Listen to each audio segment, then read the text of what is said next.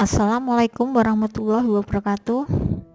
Kali ini saya akan membahas masalah pemilihan topik dan judul bagi mahasiswa-mahasiswa yang ingin melaksanakan skripsi atau melaksanakan penelitian. Tips untuk mendapatkan topik penelitian. Yang pertama, identifikasi permasalahan dari dunia nyata. Saudara bisa mengeceknya lewat media massa, baik itu elektronik maupun cetak. Kemudian mengadakan pengamatan terhadap situasi yang ada di sekitar kita, kemudian memperoleh informasi dari lembaga terkait. Yang kedua, kita bisa membaca artikel ilmiah ataupun riset dari berbagai macam sumber. Ketiga, mengunjungi perpustakaan. Fungsinya apa? Untuk mengumpulkan bahan-bahan yang berhubungan dengan bidang studi, kemudian membaca literatur yang berhubungan dengan bidang kita, dan mencoba mengkritisi apa yang kita baca. Kemudian yang keempat, menghadiri berbagai macam pertemuan ilmiah, entah itu menghadiri kuliah, ceramah ilmiah, seminar, dan workshop. Kemudian yang kelima, kita bisa surfing internet tentang suatu topik permasalahan. Keenam, melakukan perenungan, berpikir, atau kontemplasi. Bagaimana sih mencari topik penelitian? Yang pertama, gunakanlah perpustakaan dan internet untuk mencari jurnal nasional maupun internasional, buku teks maupun jenis dokumentasi yang lainnya. Kemudian yang kedua, melatih ketelitian dalam membaca artikel ilmiah. Maksud ketelitian di sini yaitu yang pertama, kritis, bisa diterapkan atau tidak untuk penelitian kita, kemudian relevan atau tidak dengan keilmuan dan kondisi situasi sekarang ini. Kemudian kita baca juga sarannya apa sih kira-kira yang cocok untuk penelitian nanti ke depannya. Kemudian yang ketiga, menemukan ide dari lapangan, entah itu dari teman, orang lain, masyarakat lingkungan sekitar, maupun dosen kita. Kemudian yang keempat, minta pendapat orang yang tepat seperti dosen pembimbing, kemudian kakak kelas, peneliti, dan sebagainya. Sebagai bahan pertimbangan sebagai topik penelitian, cobalah mempertimbangkan dan memilih salah satu berikut ini. Yang pertama, hipotesis untuk dibantah atau didukung, masalah keseharian, ide untuk diuji, keadaan umum untuk diteliti, fenomena atau konsep yang memerlukan deskripsi atau penjelasan, kekurangan data yang harus diisi, pelayanan yang harus dievaluasi, keinginan untuk mempelajari kepustakaan, wawancara, atau mencoba kemampuan meneliti, kemudian penelitian pesanan, dan yang terakhir, tugas yang diberikan orang lain kepada kita. Panduan memilih topik bagian pertama.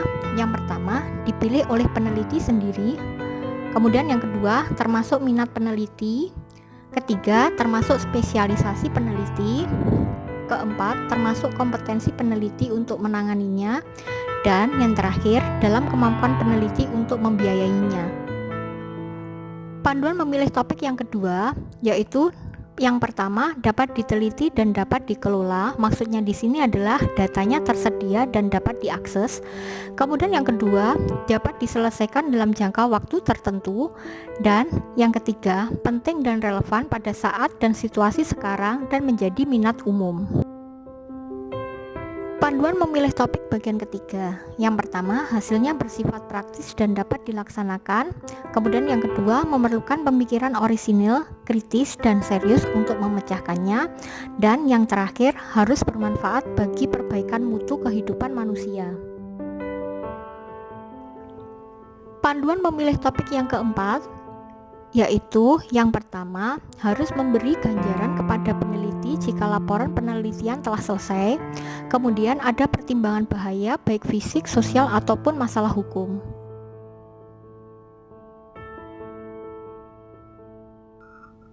Topik penelitian yang perlu dipilih. Yang pertama, pilih ide atau topik yang orisinal, inovatif, atau mengandung unsur kebaruan atau aktual atau up to date. Kemudian, merupakan hal yang penting bagi pengembangan ilmu dasar maupun terapan. Berikutnya, memungkinkan untuk diuji.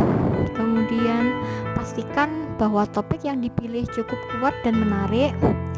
Lalu pastikan untuk memilih topik yang tidak terlalu luas namun masih mengandung informasi yang cukup untuk menulis satu jurnal yang utuh dan lengkap. Dan yang terakhir, tentukan topik mana yang dapat didukung dengan banyak bahan publikasi. Memilih satu topik penelitian.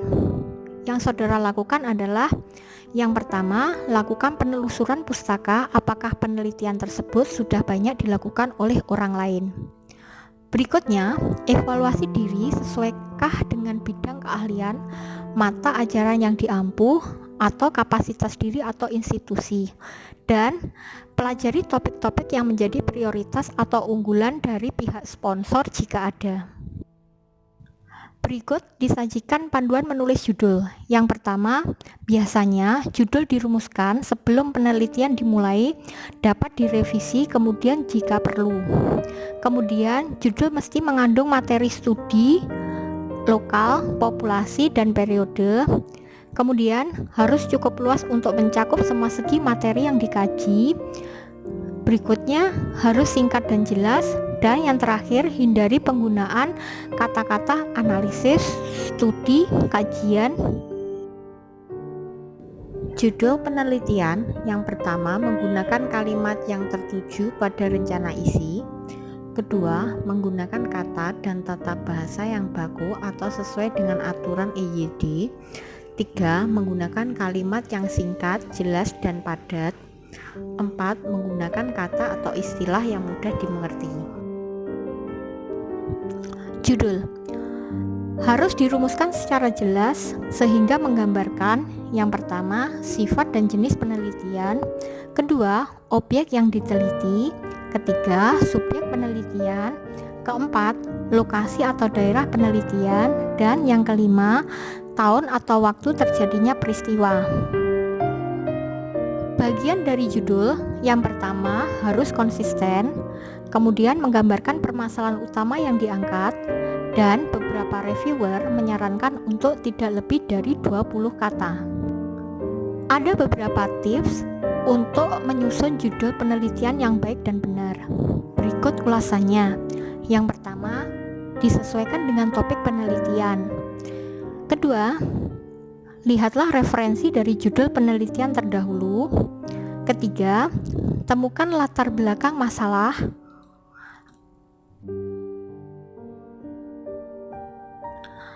Keempat, tentukan sumber data yang diambil. 5. Fokus pada sasaran yang dituju. 6. Mengembangkan penelitian yang sudah ada.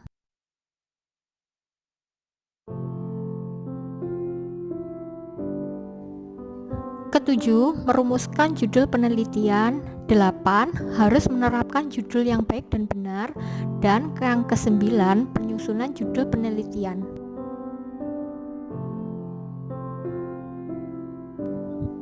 Judul harus dirumuskan secara jelas sehingga menggambarkan yang pertama, sifat dan jenis penelitian. Kedua, objek yang diteliti. Ketiga, subjek penelitian. Keempat, lokasi atau daerah penelitian. Dan yang kelima, tahun atau waktu terjadinya peristiwa.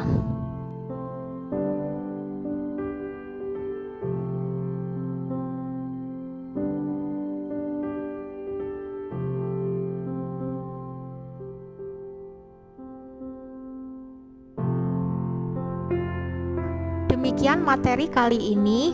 Terima kasih. Wassalamualaikum warahmatullahi wabarakatuh.